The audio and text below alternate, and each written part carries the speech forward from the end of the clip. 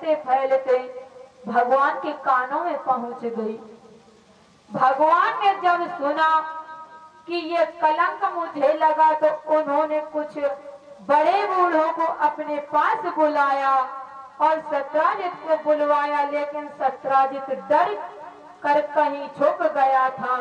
आप भगवान इस मिथ्या कलंक से बचने के लिए उन पद चिन्हों के सहारे भगवान जा रहे थे तो जामवान ने नाहर को मार दिया। यह मणि को लेकर जामवान गुफा के अंदर चला गया था। भगवान जब आगे बढ़े तो नाहर मरा मिला, मणि उसके पास भी नहीं थी। देखा एक तरफ वृक्षराज के पद चिन्हों को देखा, वो पद चिन्ह गुफा तक मिले। भगवान समझ गए मणि को चुराने वाला इस गुफा के अंदर है। तो भगवान उन यादवों से बोले, भैया आप लोग यही ठहरो, अंदर जाकर पता लगाते हैं मणि किसके हाथ में है। और भगवान अंदर गुफा के गए और प्रवेश करते ही क्या देखा,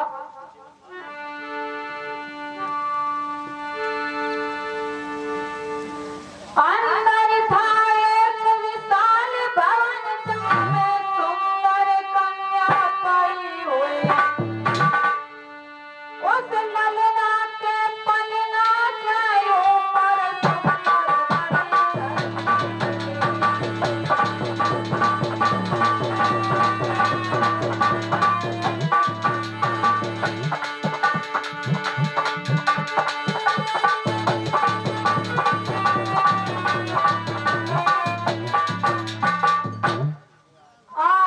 भगवान जैसे अंदर गए, एक कोने में छुपकर खड़े हो गए। वो बेटी उस मणि से आंगन में लिए खेल रही थी।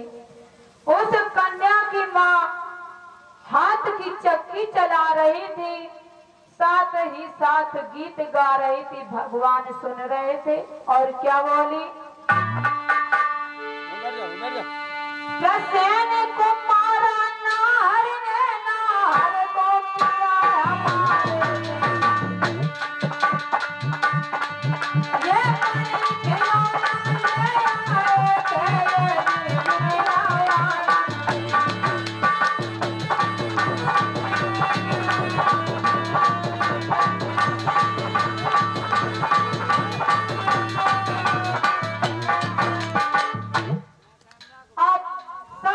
खुल गया।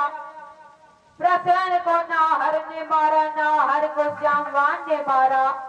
इस तरह मणि आंगन में आ गई और मणि ठुकरती हुई उस तरफ को जा पहुंची जहां पर द्वारकाधीश खड़े थे। जो काले काले खड़े देखा तो एकदम चीख पड़ी। और क्या हुआ,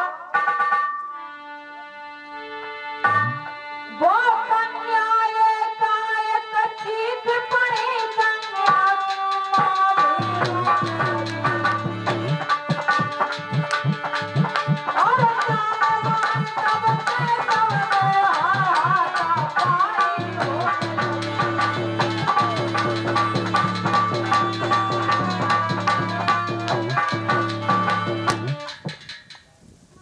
कन्या देख करके चीख पड़ी और माँ भी रोने लगी और जामवान और भगवान का युद्ध होने लगा और मल्ल युद्ध होने लगा।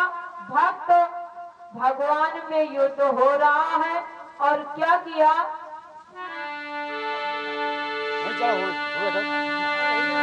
अरे कान्हा ने फिर खेल खेल में उसको गेंद बनाया। बिटिया रोय पड़ी बबला धर करो बोला।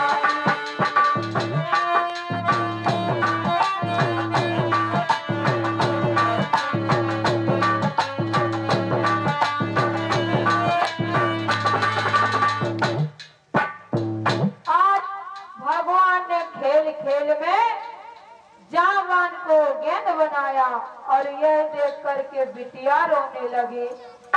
भक्त भगवान का युद्ध 27 दिन चला। ना भक्त हारा, ना भगवान हारते हैं। भगवान ने जामवान की पीठ पर एक घूसा का प्रहार कर दिया तो जामवान चकाचित चरणों पर गिर पड़ा। अब तो जामवान की आंखें और भगवान की आंखें एक हो गई। पहले खड़े खड़े युद्ध हो रहा था, पहचान में कोई बात नहीं, जमीन पर गिरते ही जामवान ने पहचान लिया और आंखों से आंखें मिलते ही जामवान पहचान लिया। आए घर बैठे भगवान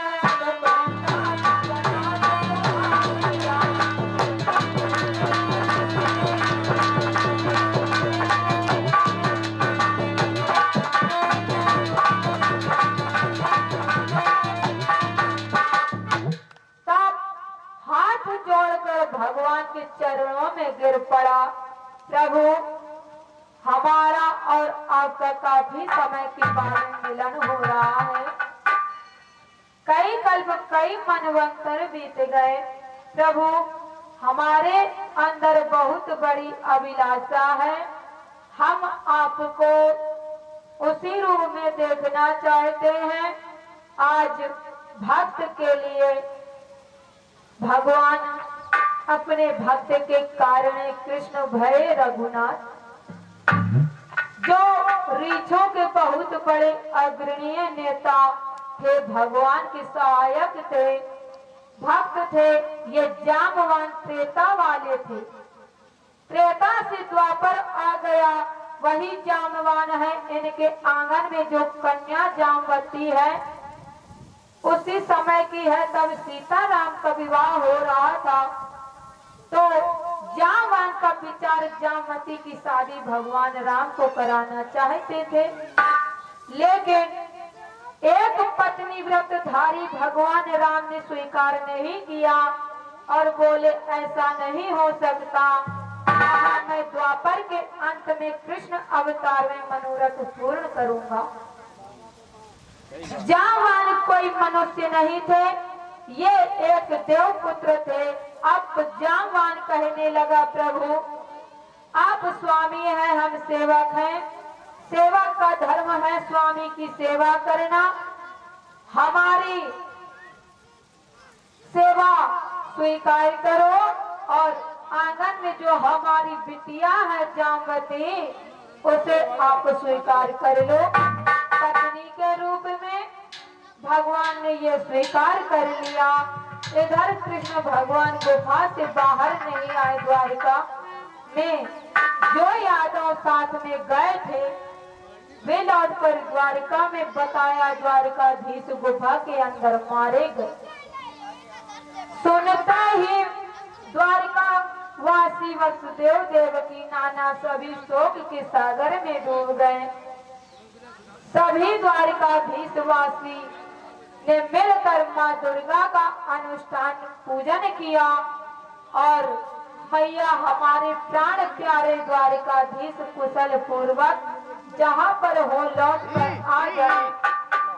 इस समय द्वारिका में दुर्गा पूजन चल रहा है। उधर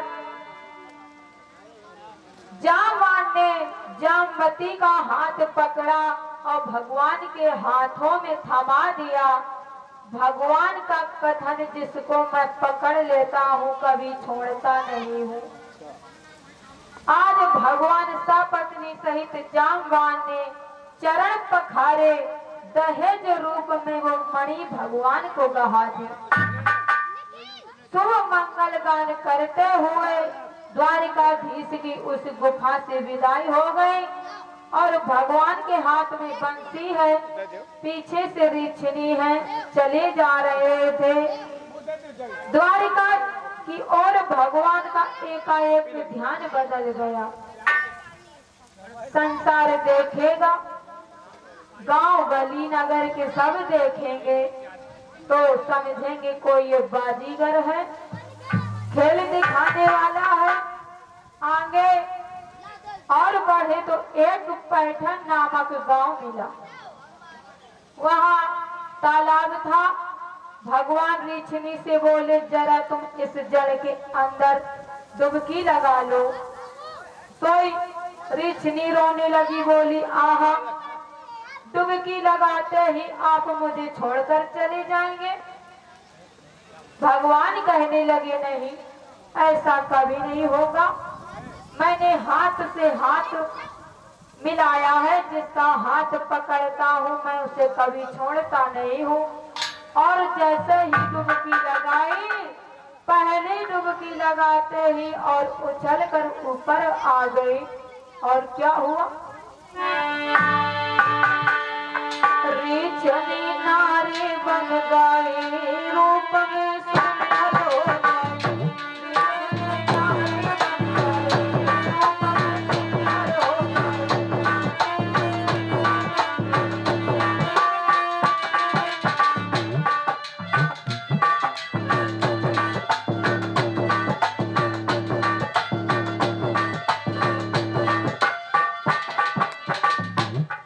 आज सुंदर नारी बन गई और भगवान लौटकर आते हैं।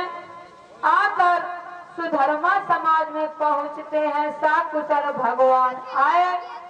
सभी ने दर्शन किया और देखा, वधू भी ले आए, मणि भी ले आए। विधि विधान से मंडप को सजाया और द्वारिका में भगवान और जामवती का पाणिग्रहण संपन्न हो गया। अब सत्राजित को बुलवाया गया। सत्राजित पहुंचा। भगवान ने सारी बातें बतलाई और मणि को दे दिया। और क्या हुआ?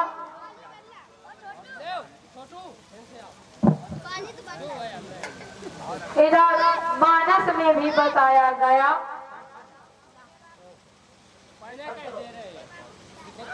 राम की न चाहिए तो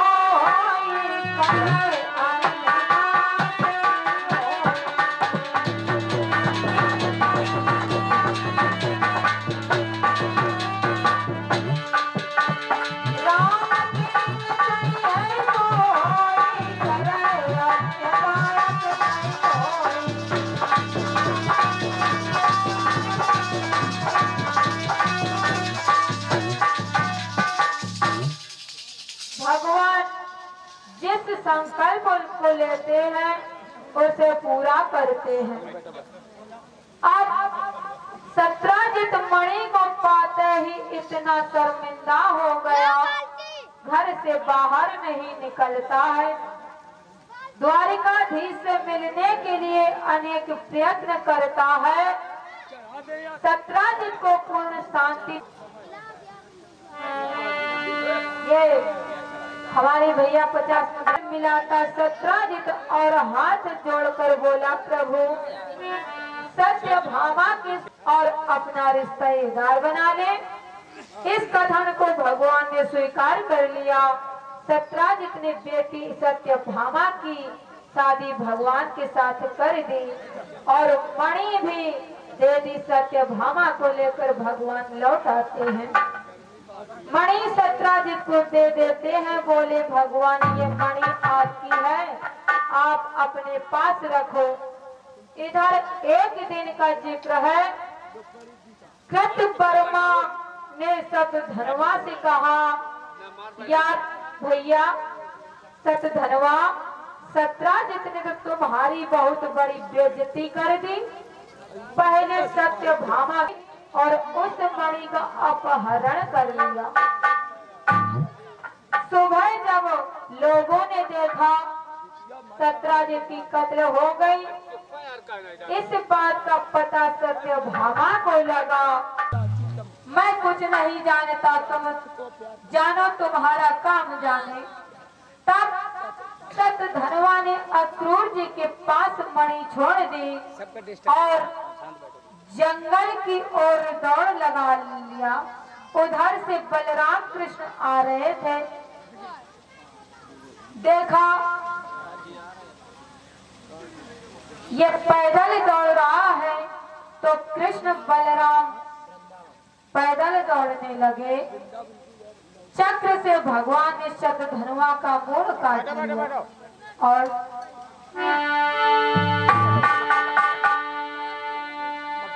काया के जो पातक होई, वो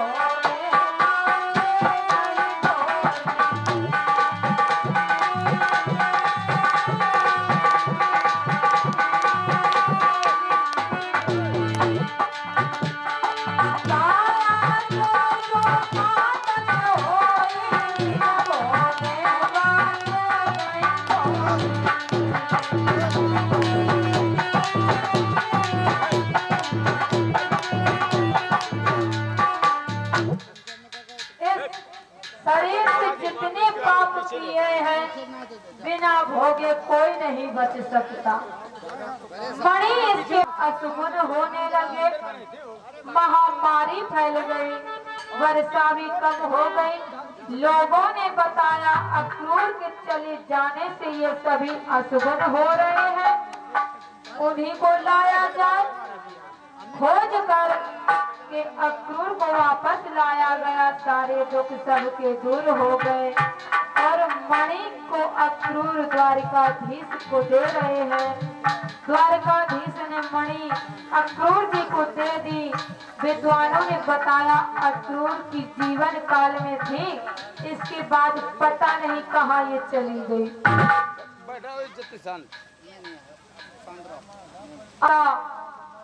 चौथा विवाह कालेंद्री मित्रविंदा नग्नजिति भद्रा लक्ष्मणा के साथ में हुआ। पटक दे उठा के 16 भगवान की कलाएं हैं, 100 अवस्थाएं हैं और 8 भगवान की माया है।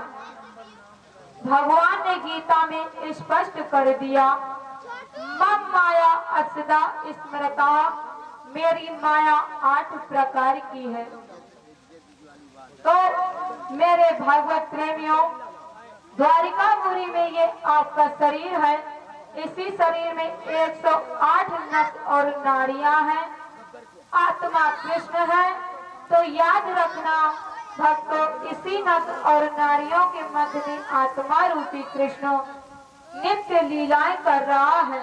इसी तरह भगवान ने 16,108 विवाह संपन्न किए।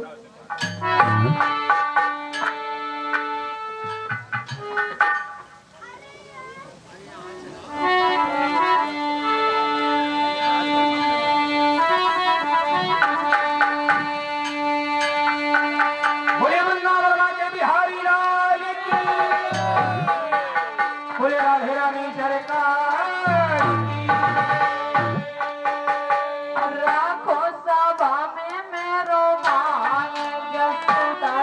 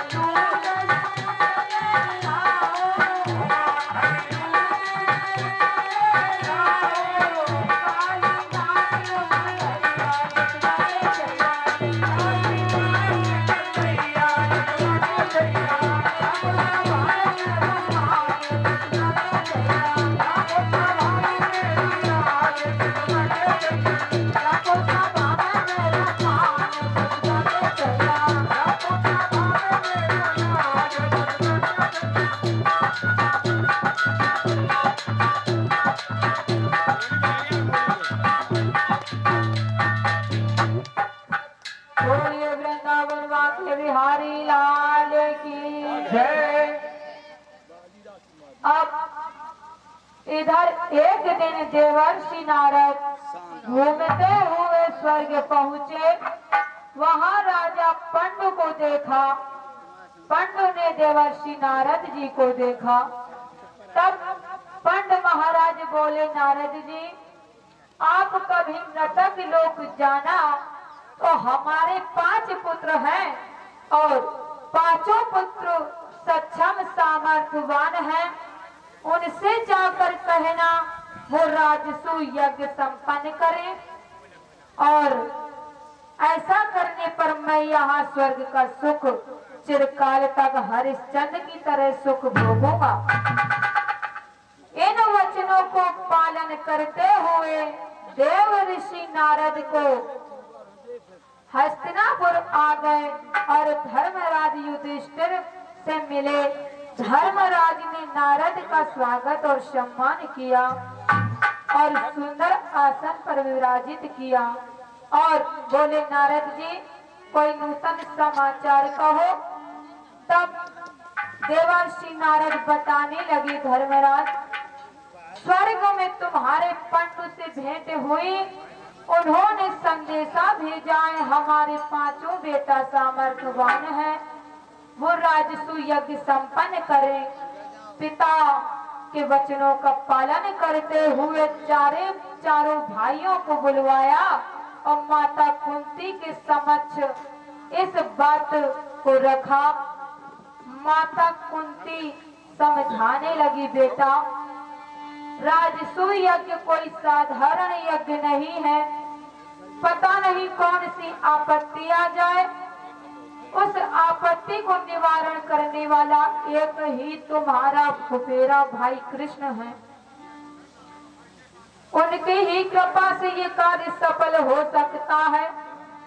माता के ऐसे वचनों को सुनकर धर्मराज युधिष्ठिर भगवान श्री कृष्ण को पत्र लिखने लगे और पत्र में अनुनय विनय द्वारा धर्मराज बोले, हे देवादिदेव जगन्नाथ, जगत का निर्णय लेने वाले, हे कृष्ण, हे भक्त वत्सल, कृष्णाय वासुदेव हरे परमात्मने, प्रणत क्लेशनाशाय गोविंदाय नमो नमः।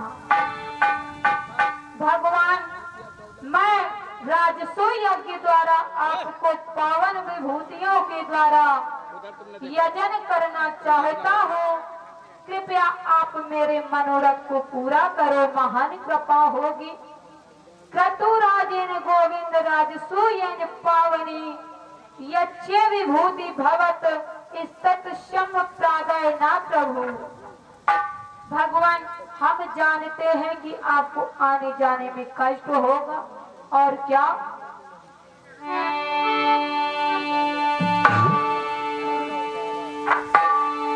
आपके शुभ आगमन से मन कुसुम सा खिल जाएगा। कष्ट होगा आपका गौरव मेरा बन जाएगा।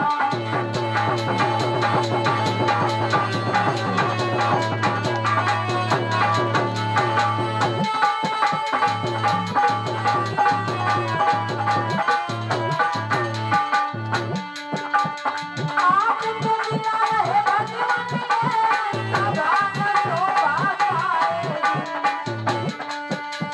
स्वर्ग पे सुख मिल जाए मुझे बरसाने नहीं पाए।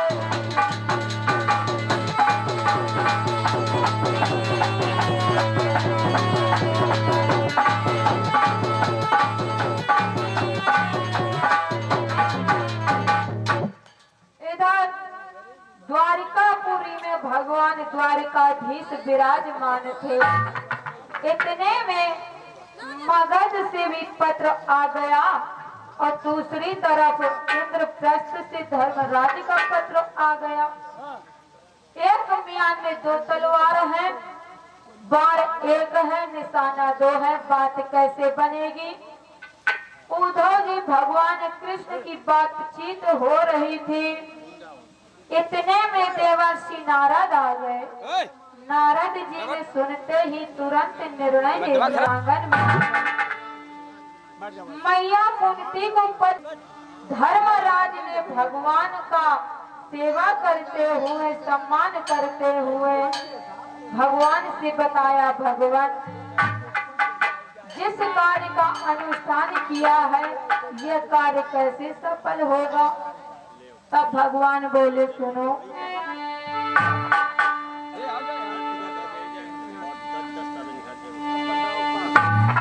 सोना बुआ गई घबराई है।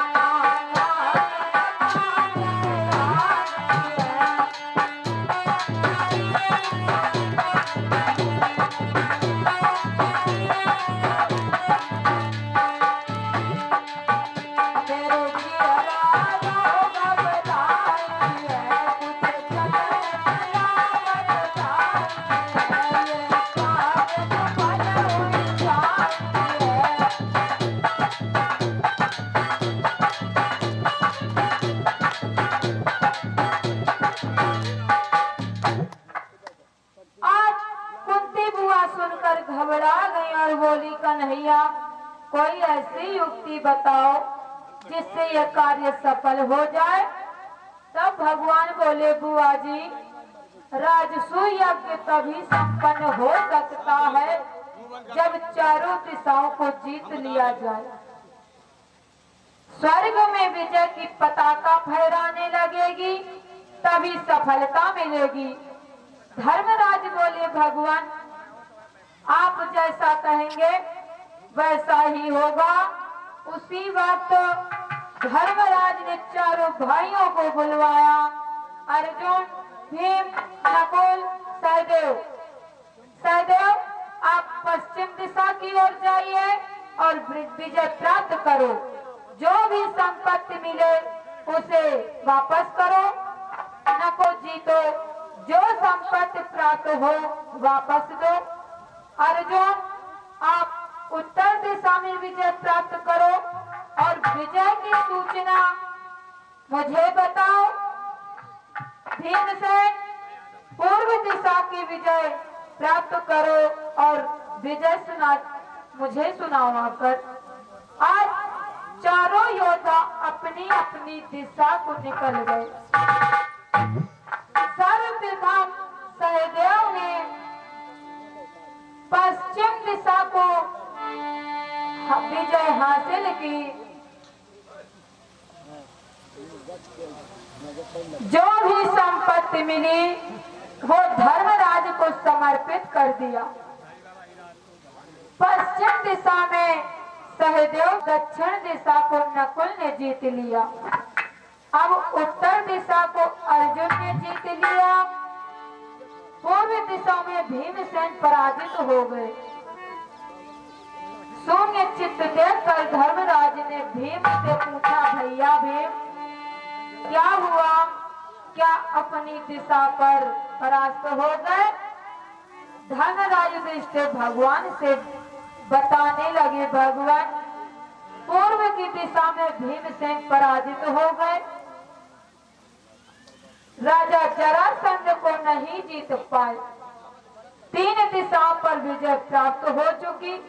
तब भगवान बोले, धर्मराज आपत्ति के समय धैर्य नहीं छोड़ना चाहिए, घबराने की कोई जरूरत नहीं है, हमें 2 योद्धाओं की जरूरत है, अर्जुन और भीमसेन। भगवान के विचार किया राजा जरासंध को कैसे जीता जाए, और साधु भेष में मुझे जाना चाहिए। ये हमारी माता 50 मुद्राएं और 20-20 मुद्राएं भगवान के लिए समर्पित कर रही है। भगवान को सुख शांति प्रदान करे। मार देंगे तो हम हाथ जोड़ के परेशान हो जाएंगे। बोलिए वृंदावन बांके बिहारी लाल की।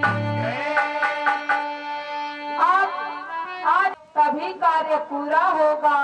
आज भगवान अर्जुन भीम क्षत्रियपन को छोड़कर साधु भेष में आ गए और 3 भिक्षुक पधारे हैं और वो द्वंद्व युद्ध की भिक्षा मांगते हैं, 2 पर 2 का युद्ध चाहते हैं। ड्यूढ़ीवान ने राजा जरासंध से बताया, राजन दरवाजे पर 3 भिक्षुक पधारे हैं और वो द्वंद्व युद्ध की भीख मांगते हैं, और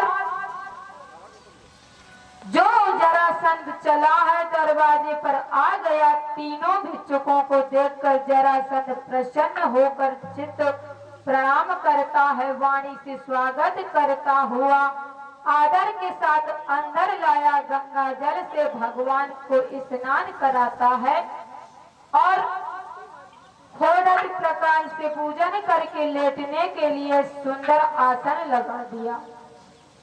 चरणों को चापने लगा। चरण चापते समय तीनों साधुओं के प्रभाव के देखकर जरा